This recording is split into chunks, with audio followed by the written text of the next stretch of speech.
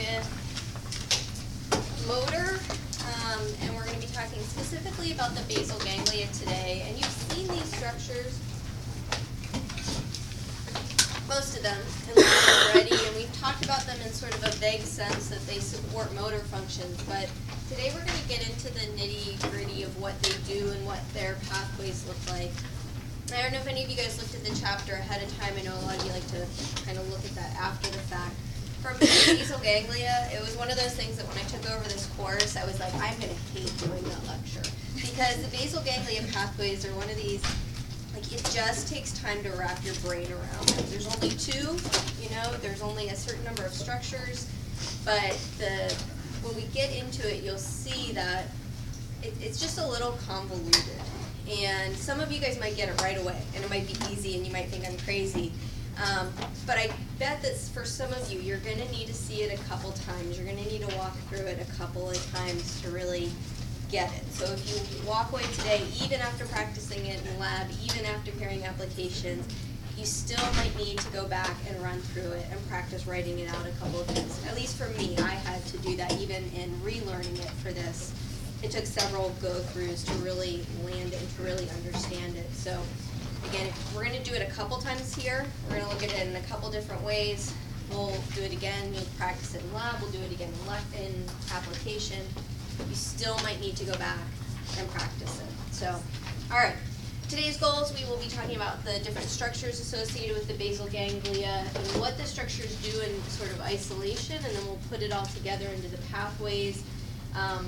We'll look at sort of the functions of the basal ganglia overall, and we'll talk about the two pathways, which are the direct pathway and the indirect pathway of the basal ganglia, and then we'll talk about what happens if there's damage to those pathways or to specific structures in the basal ganglia, and what that looks like in terms of specific disorders.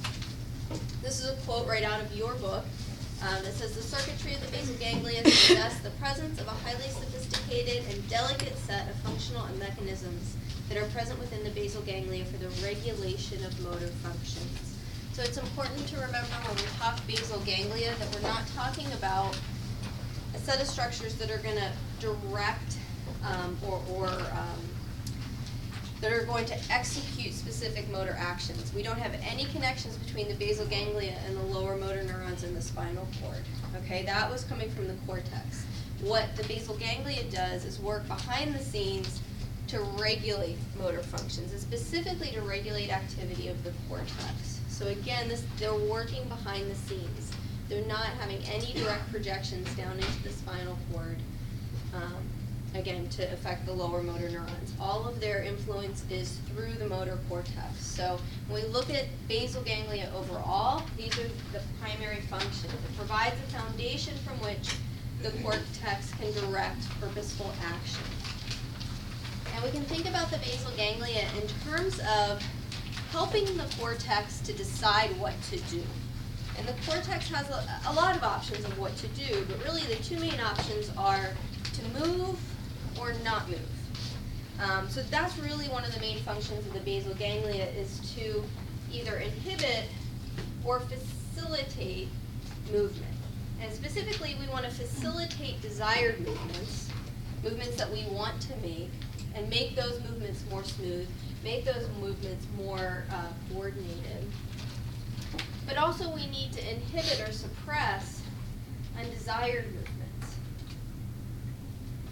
Because we'll see that certain parts of the brain always want to be active, and they need to be sort of placed under control. And that's part of the job of the basal ganglia, is to control parts of the brain in order to suppress undesired movements. And as we're in the middle of a motor plan, sometimes we need to change motor behavior. We're moving and we need to stop moving. We're not moving and we need to get started with movement. And again, that's where the basal ganglia comes into play, through its connections with the cortex. We'll also see that the basal ganglia has some influence over ocular motor control through a couple different connections, and also helping to recall motor programs for action. So again, it's not developing the motor programs or the motor plan. What parts of the brain does do that? Name one. SMA, name another. DMC. Okay, that's our motor planning centers. It doesn't develop the motor plan, but it can help recall and get this going, okay? And this is the part of the basal ganglia that we're going to talk about today, these motor functions and these connections with the cortex. The basal ganglia is also involved in limbic regulation of movement, meaning like motivation to move. And we talk about reward-based movement and reward-anticipated movement. And we'll talk about this a little bit more when we do the limbic system in a couple of weeks. I don't remember when that is. But remember we had the parts of the brain, the taste and smell association cortex, and the vision goes there too. And it's when we look at pizza and we kind of evaluate, like, how much is that pizza worth? Like, is it worth, you know, the extra time at the gym that I'm going to have to spend? Or maybe how gross I'll feel after I eat it. The basal ganglia is involved in that actual, do I reach forward and grab that pizza? Do I take that pizza? So it is part of that system of understanding why we move and the decision to move based on reward anticipation. But again, we're not going to focus on that today. So an understanding of how the basal ganglia works requires us to go back and look at structures. And again, I feel like we've talked about most of these. You've seen the caudate nucleus and the putamen nucleus. These together are called the neostriatum and sometimes just the striatum, and that's the term we're going to be using today. So when we refer to the striatum, we're talking about the caudate and the putamen together. And the neostriatum, or the striatum, is a primary afferent region, meaning that within the context of the basal ganglia, they are primarily receiving input, and we'll look at where they receive input from, that will then be communicated to other basal ganglia structures. So afferent here means the same as we've been talking about afferent in other situations. It's a receiver of information. We've also seen the globus pallidus. There are two different segments. The medial or internal segment of the globus pallidus has a primary efferent function. That means that after all is said and done within the basal ganglia structures, the GPI, globus pallidus internal, is the one that then sends information off to other parts of the brain. So it has a primarily efferent function.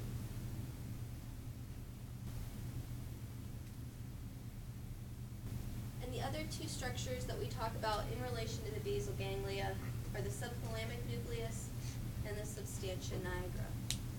And you'll notice that basal ganglia structures are part of the telencephalon, all right? So caudate, putamen, globus pallidus are part of the telencephalon, the newer part of the brain with the cortex. They're not cortex, but they're part of the telencephalon. The subthalamic nucleus is part of the diencephalon, right? Below the thalamus, it sits right below the thalamus. Thalamus is diencephalon. And the substantia nigra is located where? Have you seen substantia nigra? Midbrain, okay. So substantia nigra is midbrain, part of the brain stem. So the basal ganglia structures are located within various parts of the brain itself.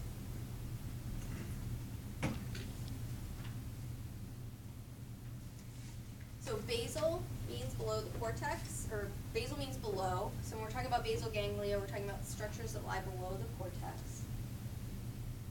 And ganglia, when we defined it during week 1 of class, meant cell bodies or neurons that are grouped together outside of the central nervous system, right? Ganglia, we think of ganglia within the peripheral nervous system, our dorsal root ganglia, our trigeminal ganglia. So don't get confused because the basal ganglia are not outside of the central nervous system. We can kind of ignore the word ganglia and think about the individual structures as nuclei. Nuclei was the term that we used for collections of cell bodies within the central nervous system. So the basal ganglia are made up of a collection of nuclei that communicate to each other within the central nervous system. And again, we've seen these before. We have the caudate that sits lateral to the lateral ventricles.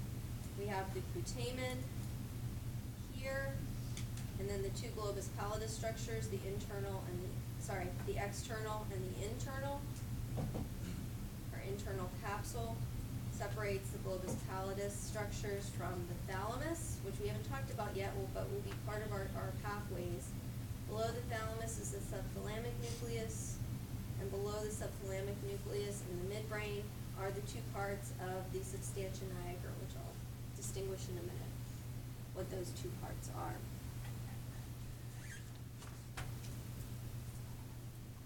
And we'll go through it again for lab review. So again, we're going to talk about each of these basal ganglia structures in isolation, and then we'll put it all together into pathways. So the caudate, again, we said striatum is the caudate and the putamen. The striatum is a receiving structure. So the caudate, as part of that, receives information from various parts of the brain, primarily from frontal eye fields, cortical association areas, and limbic structures. And we'll see that the putamen gets more information from motor places. So the caudate's getting more limbic and visual motor information, whereas the putamen's going to get more just straight old motor information. And this picture is right out of your book. And so what the caudate, the functions of the caudate are going to be more linked to the cognitive aspects of movement, movement of the eyes, and again, that emotional link to movement that we'll have. That will also involve limbic system structures. The putamen, again, is going to receive more pure motor input from M1, from secondary motor areas, so that would be our SMA and our PMC, our motor planning areas, and also from the primary sensory cortex, or S1.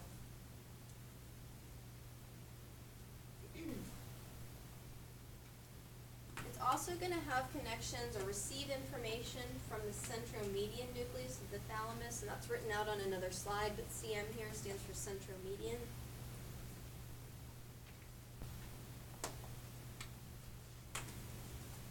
And again, our putamen is going to be our primary motor linkage.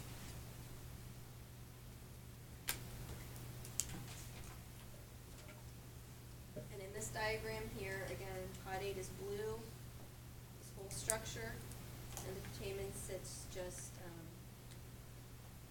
medial to it, and it's in red. Okay. So we're going to talk about, so that was input. We're going to talk about output of the basal ganglia structures, and that's pretty much the other structures of the basal ganglia are going to be giving the output. And so when we look at this diagram, and this isn't going to be the diagram that we live and die by, but it's a little more simple. The cortex will feed into the striatum. We just talked about the striatum here. Striatum is caudate and putamen.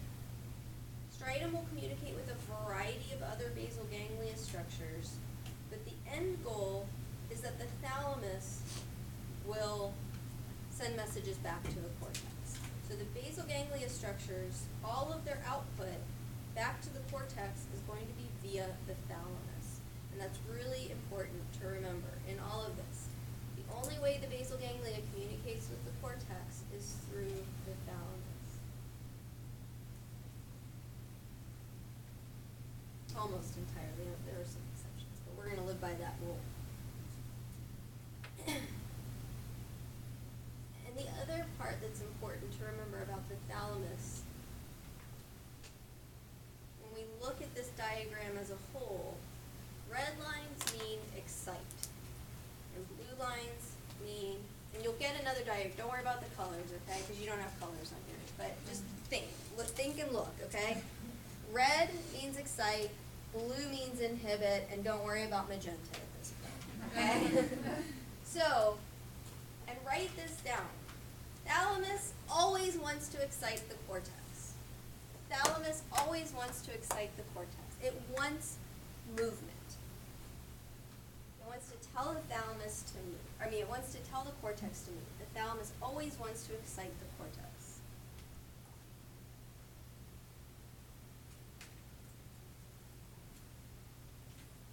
So what we'll see is that part of this basal ganglia system is going to be involved in inhibiting the thalamus a little bit, because we don't want to move all the time. We don't always want to be moving. And so the role of the basal ganglia will be to help control or inhibit the thalamus to some degree. But to understand that, you have to understand that the thalamus always wants to excite the cortex. Yes? We might get to this in application, but is that why I do the thalamus you get really tired? Because you're not a hypoactive thalamus. I think, I don't know, I've never really heard about. Sorry, I'm thinking thyroid. Okay, yeah. Just ignore me. But we will get to what, it's okay. We will get to what happens when this mechanism gets off base, because if the thalamus isn't regulated, then we do get problems with movement, and uncontrollable.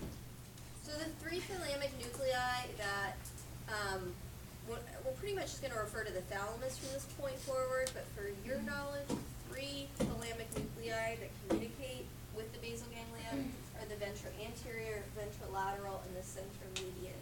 And really the only one of these that I'm going to ask you to look at in the lab, because it's huge, is the ventrolateral nucleus. And it is the prime target for the basal ganglia, but the VA and the CM also get input. Okay, so let's look at globus pallidus. I said on an earlier slide that there are two segments, the internal and the external.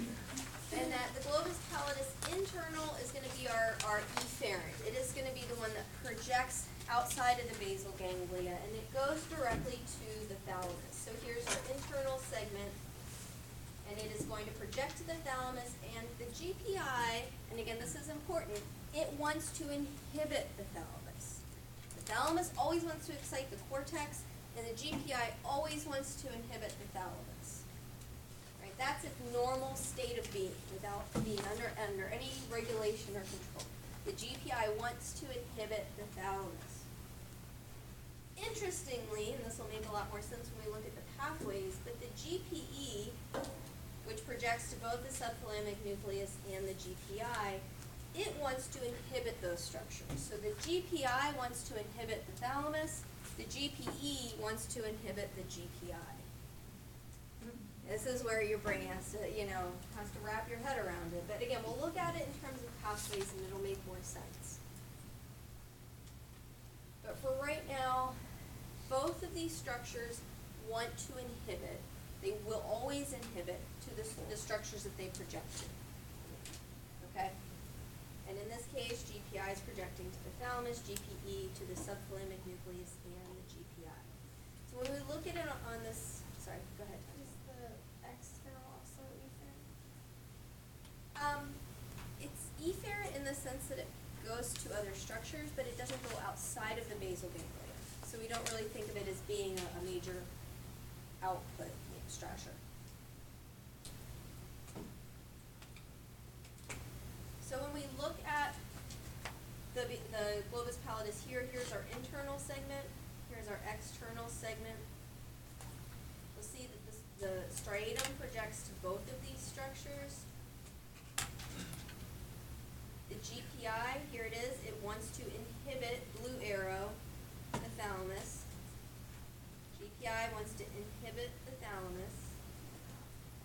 And the GPE wants to inhibit the subthalamic nucleus.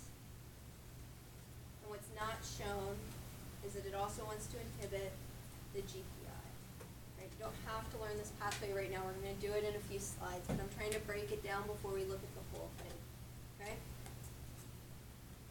Yeah. Why are there blue arrows from the striatum to the GPI and GP? Is that inhibitory? It is inhibitory, and I'm going to talk about that when we get to pathways. Okay, a couple more structures. Substantia nigra contains dopamine-producing cells. And again, we've seen substantia nigra here in the midbrain. It's going to receive input from the striatum and from the subthalamic nucleus. We're not going to really talk about its receiving inputs that much in this class. We're really going to focus on its output, which is going to be the two parts of the substantia nigra are the pars compacta and the pars reticulata. And the output of the pars compacta is going to be the one that we're most interested in today, because that is the part of the substantia nigra that's going to supply the striatum with dopamine. And dopamine is going to be really important for regulating the functions of the basal ganglia. And when dopamine goes wrong, that's when we see a lot of motor problems. So this is going to be the part that we're mainly focused on today. The pars reticulata is not unimportant. So if we look here, this is the pars compacta sending dopamine signals to the neostriatum, so caudate putamen. Dopamine can be excitatory or inhibitory based on what type of receptor it binds to. And we'll talk about that a little bit later on. But dopamine can be excitatory or inhibitory based on the type of receptor it binds to, which is why in that diagram it's magenta versus blue or red, because it can do both. So the pars reticulara is this lower part in the cartoon, and it's going to get inhibitory signals from the striatum, and will project inhibitory signals to the superior folliculus and to the thalamus. And the only thing that I'm really going to ask you to remember about these connections is that the pars reticulara, we think, through this connection with the superior folliculus, can have a modulatory role on saccadic eye movements. So it can help regulate sort of our natural instinct to want to look around and check our environment, which is what the superior folliculus does at a very basic level. So again, this pathway from the pars reticulara connecting to the superior colliculus can help modulate our saccadic eye movements.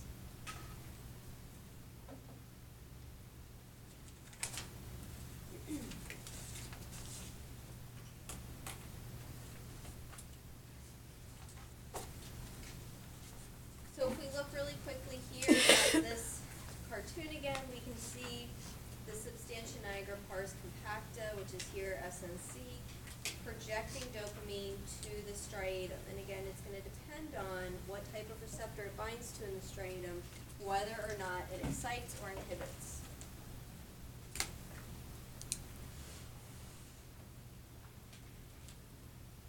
And again, here's the substantia nigra reticularis,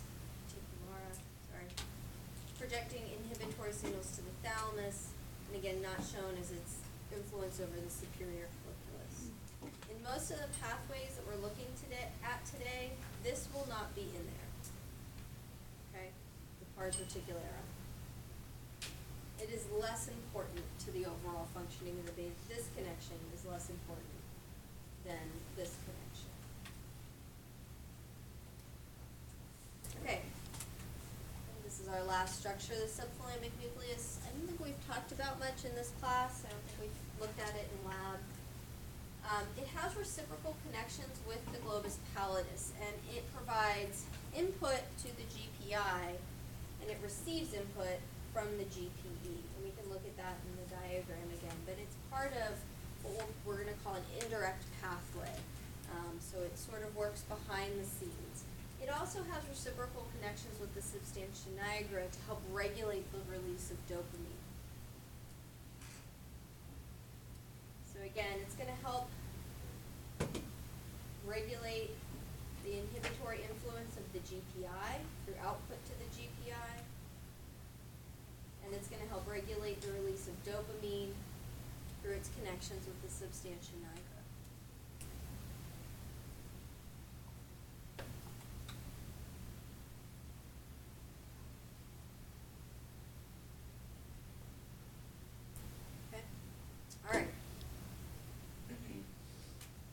Need to start on pathways.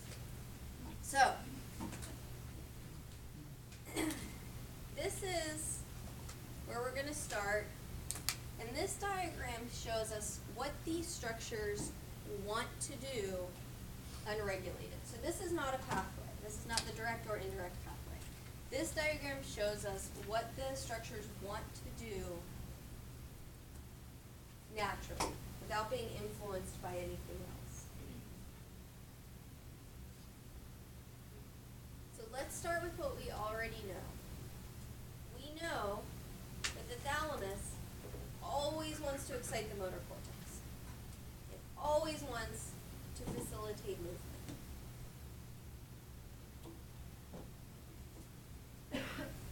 Good with that? Okay. We know that the GPI, globus pallidus internal, always wants to inhibit the thalamus. So it wants to tell the thalamus, stop, send That's what its job is. Now the rest of this is where it gets a little complicated. So we'll trace it back once to the striatum, which is the caudate and the putamen again. When the caudate and putamen are activated, either by the motor cortex or by dopamine going to D1 receptors, we'll talk about those receptors again in a minute. When the striatum is activated, it is an inhibitory structure. It wants to inhibit the GPI, and it also wants to inhibit the GPE. Right, so no matter what happens, if the striatum is activated, it will send inhibitory signals.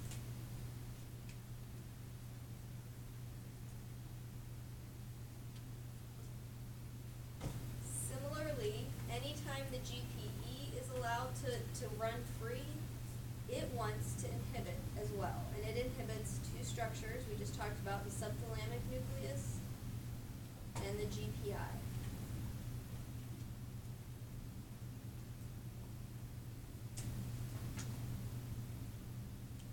And the last one is the subthalamic nucleus, and it always wants to excite. So it always, in this model, always wants to excite the GPI.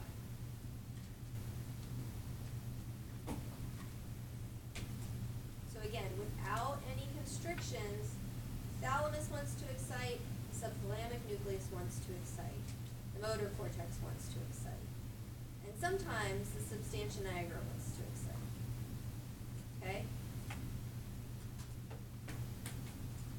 The caudate and the putamen, the globus pallidus, they always want to inhibit whoever they're connected to. They're inhibitory. They have inhibitory neurons.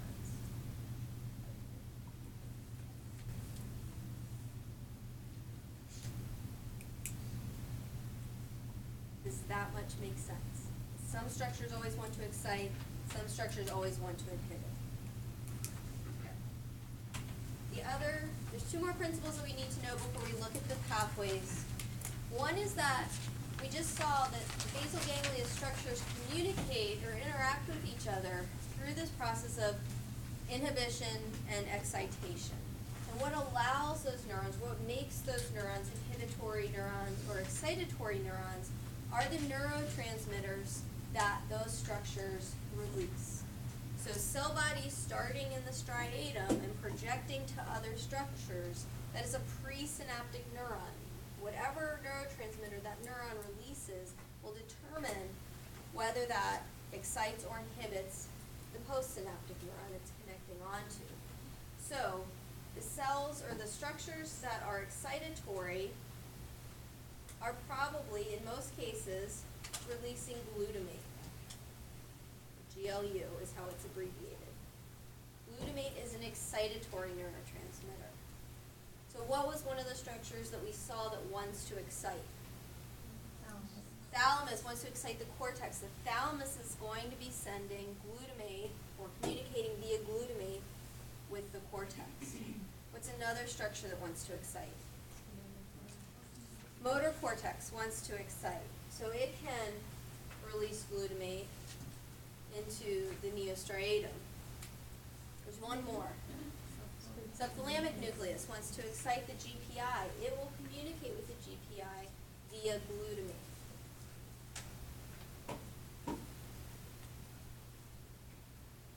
Yeah. Subthalamic nucleus.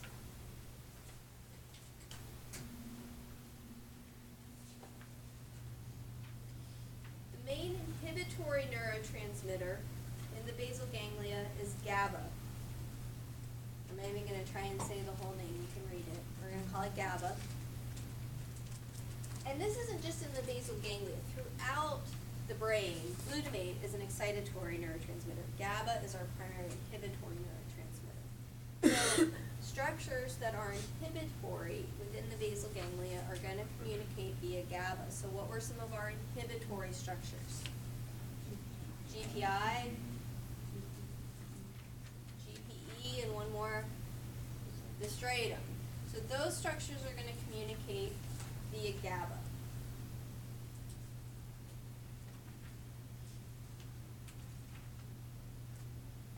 already said dopamine can go either way. It can be excitatory or inhibitory based on the type of receptor that it binds to. And the striatum contains both D1 and D2 receptors. So when dopamine binds to D1 receptors in the striatum, it will excite it. It will excite the striatum. When dopamine binds to D2 receptors in the striatum, it will inhibit the striatum.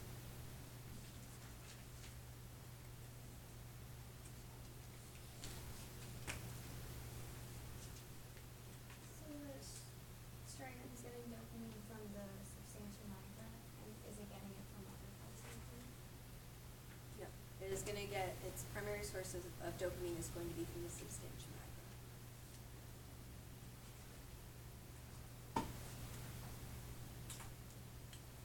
Okay. Last piece that we need to wrap our brains around before we do the pathway is, it's kind of like in math. Like when you are multiplying or adding negatives versus negatives and positives together. I don't know if any of you guys had trouble with that in math. For me, it was always something I had to like stop and think about. But when we are exciting an inhibitory structure, when we are exciting an inhibitory structure, that leads to more inhibition. Okay?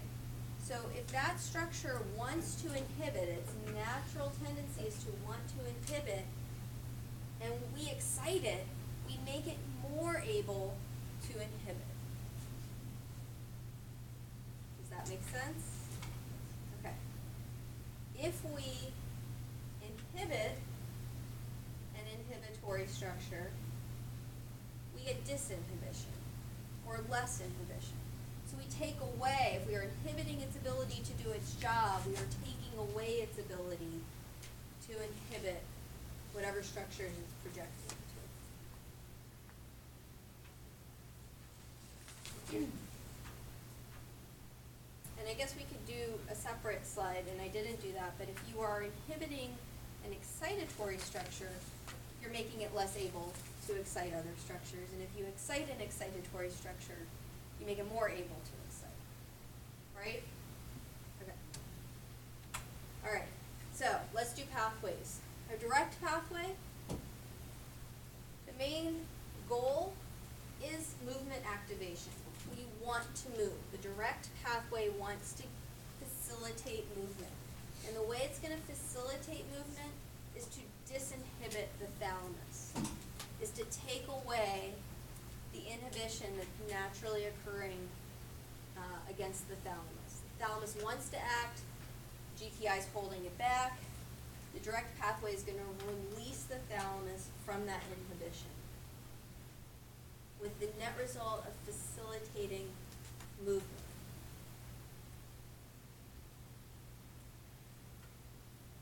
I'm going to skip over this for now. This is sort of a bare bones pathway. I want to take a look at it here. So if we start with one, I didn't realize this. I'm going to put it all up there, okay? Sorry. If we start with one, the striatum is going to be activated by the cortex and by dopamine binding to D1 receptors and exciting them. Remember, dopamine binding to D1 is excitatory. So this is the substantia nigra pars compacta, sending dopamine to the striatum. Cortex sending signals to the striatum. Again, both this one via glutamate, this one via dopamine. The striatum gets activated. But the striatum is an inhibitory structure. So we are exciting an inhibitory structure. So we're making the striatum more able to inhibit the GPI. So that's number two.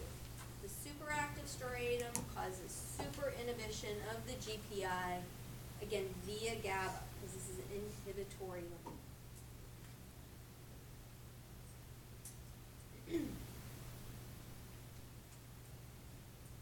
Because we are inhibiting the GPI, we are inhibiting an inhibitory structure that leads to disinhibition. It takes away some of the inhibition. that makes the GPI less able to inhibit the thalamus. So it says here, number 3, with the GPI super inhibited, there's not much inhibition going to the VL. Or you could just replace that with thalamus. So we have a reduced release of GABA, reduced inhibition of the thalamus, which leaves the thalamus to be activating the cortex via glutamate, which is going to lead to more movement.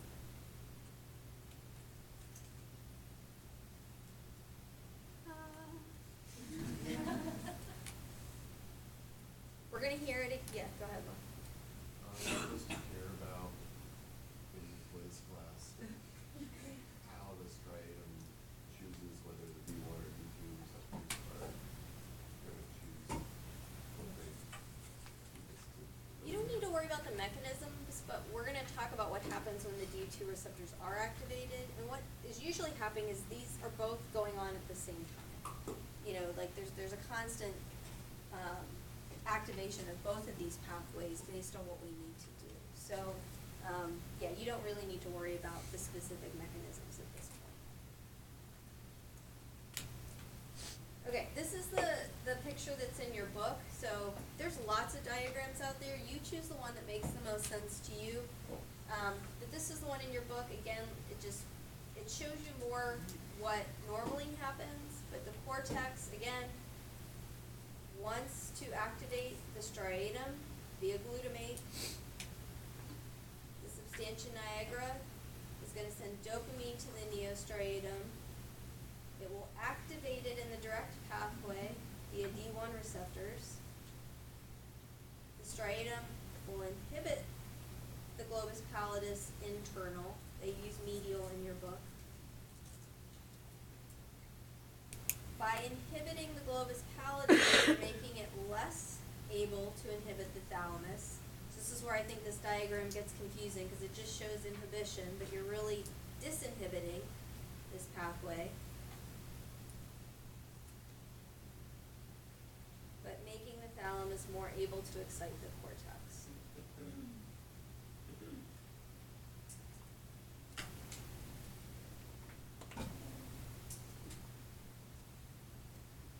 Purposes of finishing on time, we're not going to watch this, but I would sincerely encourage you to watch the video on your own when you're trying to wrap your head around this, because it will walk you through that again, and we'll watch it with the indirect pathway, I think, because the indirect pathway is a little bit more difficult.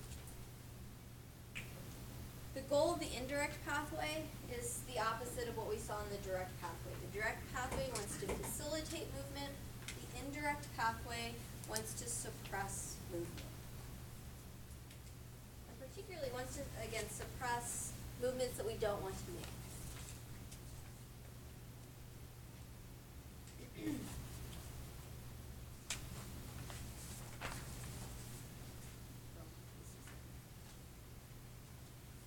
So when we look at the indirect pathway, and I'm calling this part 1 because we're going to leave out the role of dopamine right now.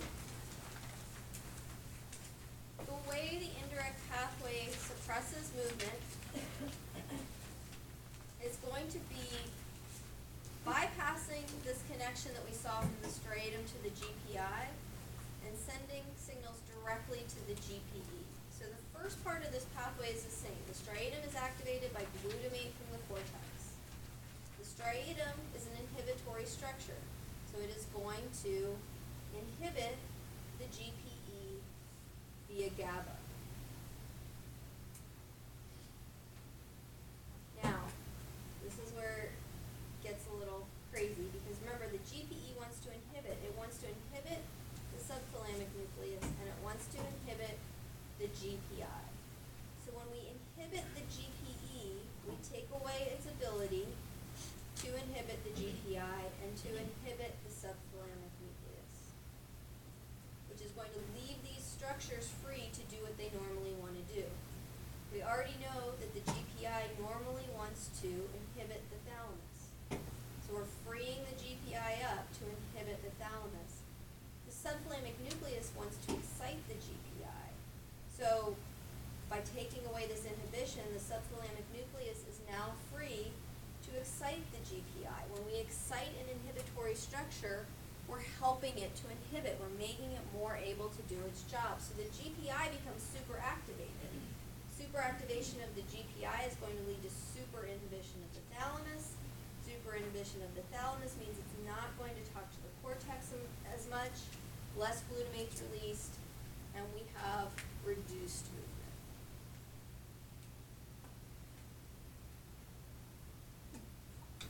So with the STN, that's an excitatory structure. Right. So we are not inhibiting an excitatory structure. Correct. Or what does the GP usually want to do to It this? usually wants to inhibit the subthalamic nucleus. So we're not allowing it to inhibit this nucleus, which is going to allow it to do what it normally wants to do, which is to help the GPI by exciting it.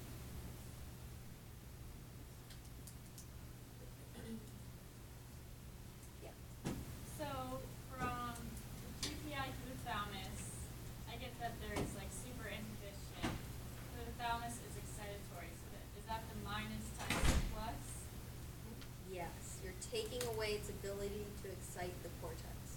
So is minus times plus, that's less excitatory? You're looking at that slide because that's saying that you're looking at the slide as plus times minus. So that's exciting an inhibitory structure. Oh. Think of it in reverse. You have inhibition going to an excitatory structure. You're taking away its excitation. Okay.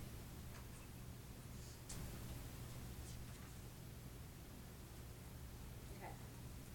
This is the diagram out of your book. I'm going to play the video. I think it's worth watching this one. And what the video will do is take you to part 2, which is the role of dopamine, and then I'll break that down onto another diagram, okay?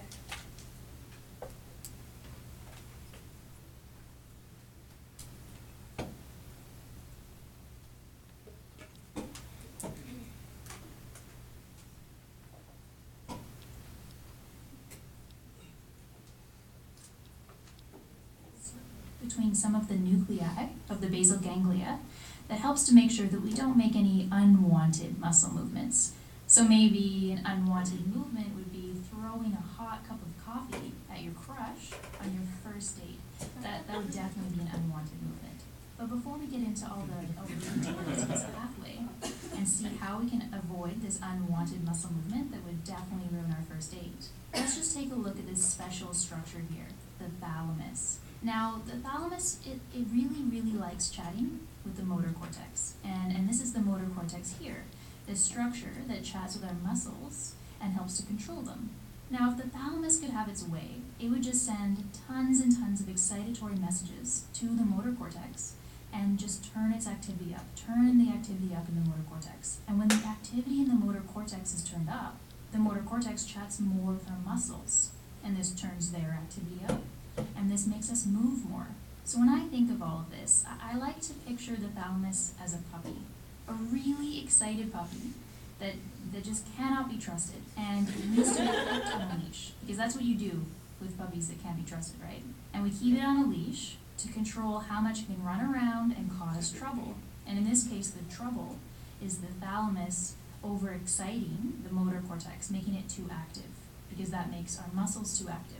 And that makes us move too much. So we actually have this leash in the brain. We have a leash for the thalamus, and it's the globus pallidus internal, one of these nuclei of the basal ganglia. So this is the globus pallidus internal here, and it controls the thalamus. It keeps it on a leash by sending it these inhibitory messages, and this keeps the activity in the thalamus down. So this is what the globus pallidus internal does in the brain. It keeps the thalamus on a leash. And when the basal ganglia work together to keep us from making an unwanted movement, what they do is they tighten the leash on the thalamus. They make it even less active, right? Because you pull that leash in and it can't run around as much. So to do this, all they do is they chat with each other, and ultimately they send a message to the globus pallidus internal, and they tell it to tighten that leash, to send more inhibitory messages to the thalamus. And this turns the activity in the thalamus down, so it can't chat with the motor cortex as much. So that's the aim of the indirect pathway, to tighten the leash on the thalamus by chatting with the globus pallidus internal. So let's go through this pathway and have a look at how it all happens. So the first thing that happens is the motor cortex, it chats with the striatum, and it turns up activity in the striatum. So to do that, it sends this excitatory message along this excitatory neuron here that heads over to the striatum. And so the striatum gets really excited, right? It gets excited and its activity turns up. And so the striatum has these neurons here, these red neurons, let's draw these in red, that are inhibitory neurons that head over to the globus pallidus external, that other part of the globus pallidus. So when the striatum gets excited, these red inhibitory neurons get excited and they turn down activity in the globus pallidus external. So we have these neurons that go from the globus pallidus external to the subthalamic nucleus. So when the globus pallidus external's activity is turned down, it can't chat with the subthalamic nucleus as much as it used to. And what it usually does is it normally kind of holds down the activity in the subthalamic nucleus. So when it's not so active, it can't do that. So the subthalamic nucleus, it gets more excited, right? And this is the really important part. So this is the part that matters, is the subthalamic nucleus, it gets excited, and it's what sends excitatory messages to the globus pallidus internal, our leash on the thalamus. So what happens if we excite our leash? Well, that's going to tighten our leash, right? Because we have our leash, our inhibitory neurons that go from the globus pallidus internal to the thalamus. And so if we excite those neurons, we're gonna tighten our leash because those neurons are inhibiting the thalamus. So all that you need to kind of get from this is that when we don't want to move our muscles, our motor cortex sends this little signal, goes through this little pathway here, and the end result is that we excite the globus pallidus internal, and that tightens our leash on the thalamus. And so you know from before that if we tighten that leash, if we inhibit the activity of the thalamus even more, we're going to have less chatting between the thalamus and the motor cortex, and less chatting with our muscles, between the motor cortex and our muscles, right? Now, there's a little bit more to the pathway. Remember what we said before about how we want to be able to adjust our leash? Well, we have something kind of in the background that does just that. It adjusts our leash based on what we need to do. So if we head back over here to the subthalamic nucleus, it actually chats with the substantia nigra. And the substantia nigra, what it does in this pathway is it kind of does the opposite of what we just did. It is our adjustment of our leash. It lets our leash out a little bit to allow our muscles to move a bit more. So we'll just go over how that happens, but that's the important part. That's the goal of the substantia nigra in the indirect pathway. So the subthalamic nucleus, it turns up activity in the substantia nigra. So it does that by these excitatory neurons, by sending these little excitatory messages. And the substantia nigra, it has these other types of neurons, these dopamine neurons. And these dopamine neurons head over to the striatum. And they chat with these excitatory neurons, these neurons that turn up activity in these inhibitory neurons here that go to the globus pallidus external. So when the substantia nigra gets excited, when it's deciding that it needs to allow the thalamus to be out a little bit more on its leash, to allow it to have a bit more freedom and allow it to play a bit more, it sends dopamine to the striatum, and the dopamine binds to these little receptors here on these excitatory neurons. And these receptors are called D2 receptors. And when dopamine binds to these, it turns down activity in the neurons, in these excitatory neurons. And so they can't chat with these inhibitory neurons as much and turn their activity up. So what happens is these inhibitory neurons that would be inhibiting the globus pallidus external, they're not able to do their job as much as they were before when we were turning their activity up. So they can't inhibit the globus pallidus external as much as before. So that's kind of the opposite of what we had before, right? So before we were inhibiting the globus pallidus external, and now the substantia nigra is kind of taking away some of that. It's allowing the globus pallidus external to be a little bit more active. So that means that the globus pallidus internal is going to be a little less active. And so if the globus pallidus internal, our leash on our thalamus, is less active, then that means that it can't hold the leash so tight, it's gonna have to let it go a little bit. And the thalamus is gonna be allowed to play a bit more. It's gonna be allowed to be more active. So it's gonna talk to the motor cortex more, and the motor cortex is gonna talk to our muscles more. And we're gonna have more muscle movement. And the substantia nigra is smart, right? It knows that our dog cannot be trusted. So we need to control how much we're letting it out. We can't just let everything go. So the substantia nigra knows when enough is enough. And it sends messages back to the subthalamic nucleus, telling the subthalamic nucleus to stop telling it to be more active. And the substantia nigra stops allowing this little pathway to let our leash out, right? So that is the indirect pathway. That's how these structures talk to each other to adjust the leash on the thalamus. And that's how they adjust how much movement we make.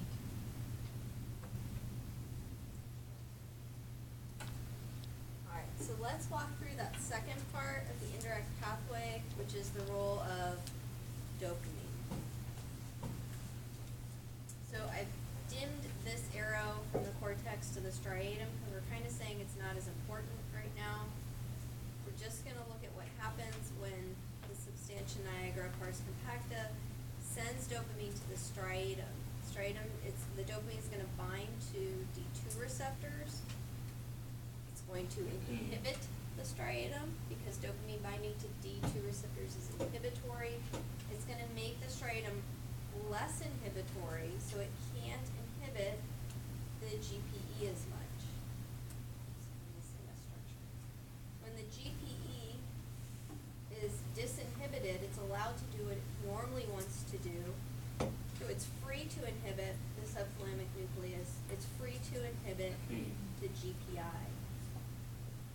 In this case, the subthalamic nucleus that wants to excite the GPI can't do it. So it can't excite the GPI as much, plus the GPI is being inhibited by the GPE. So the net effect of these two things is that the GPI is less active. When the GPI is less active, then it's not going to be able to inhibit the thalamus as much, which allows the thalamus to excite the cortex. So the indirect pathway is really this, the first one I showed you. It's that net effect of being able to reduce movement.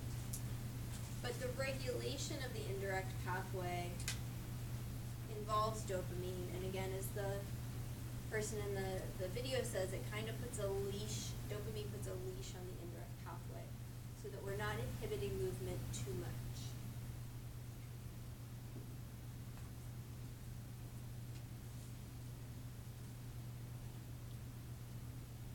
So, we'll talk more about dopamine in the afternoon, but the important thing to remember about dopamine is that A, it increases activity in the direct motor pathway, right? We saw that.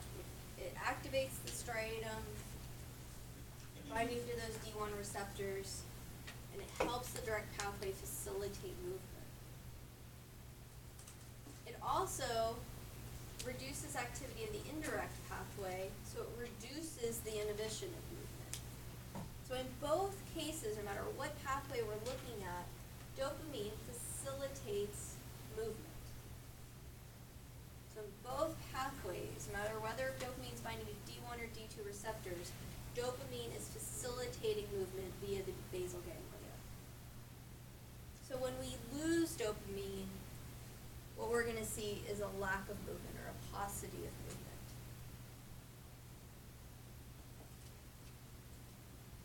Does that make sense? Start to wrap your brains around that.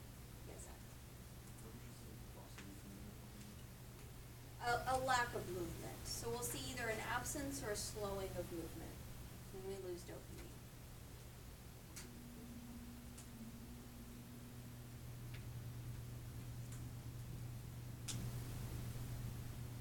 So as you go through and you work on this lecture, you do have a quiz on basal ganglia next week. Make sure you can name the structures of the basal ganglia. Think about the functions of the basal ganglia as a whole, and then sort of the structures themselves. What role do they have within the basal ganglia as a whole? What neurotransmitters are associated with what structures? And then with the indirect and direct pathways, what are they? And why are they important? What do they do? And I think you have to wrap your brains around the pathways as a whole to know what, when we get to disorders and what happens with the disorders. So I would encourage you to practice drawing out the pathways. You'll do that today in lab. I would do it again on your own, maybe rewatch the videos. Alright, I'm gonna take 1 minute, 2 minutes to do lab intro, just so you know what you're gonna be looking at today.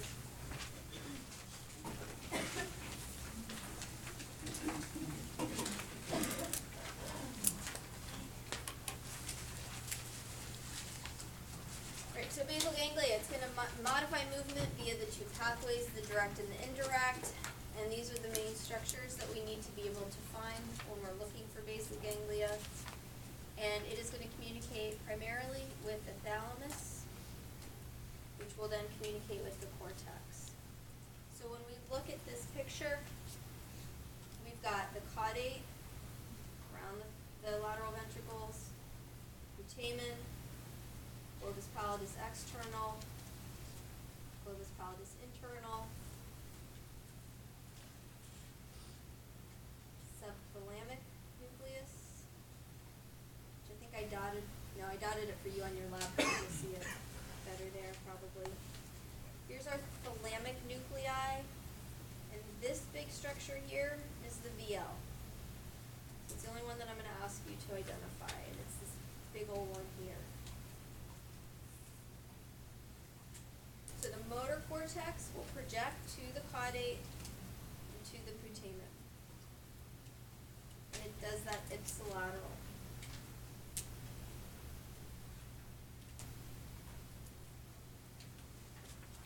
We also have projections from the substantia nigra, which is white in these diagrams,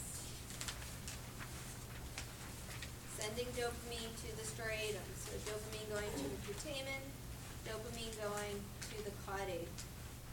Again, ipsilateral.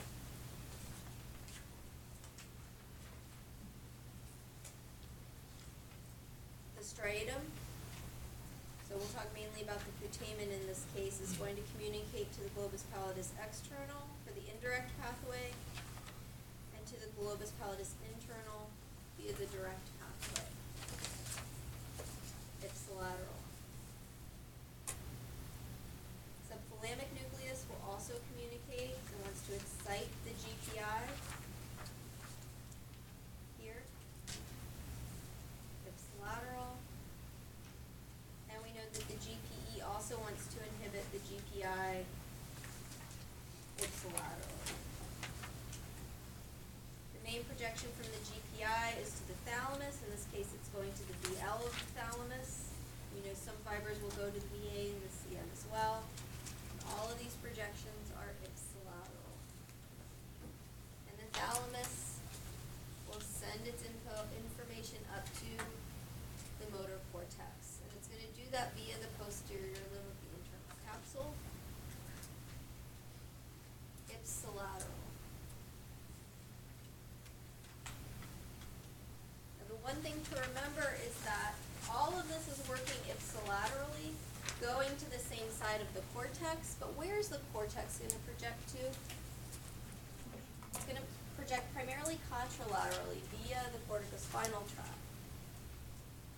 So most of the time when we have basal ganglia disorders, they will affect both sides of the brain, so both sides of the body are affected. But if you had a basal ganglia lesion, if you had a stroke that affected one of these nuclei, your effects are probably going to be contralateral because it's going to be affecting the input going to this side of the motor cortex, which will project to the opposite side of the body.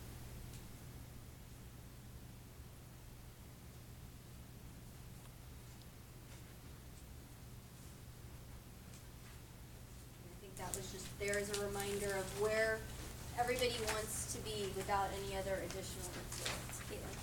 Do you want us to know the course, so like from one structure to another, so like if it goes through the diencephalon fiber caps? You don't need to know that one. You should know posterior limb of the internal capsule. That's the only one I want you to know. Okay.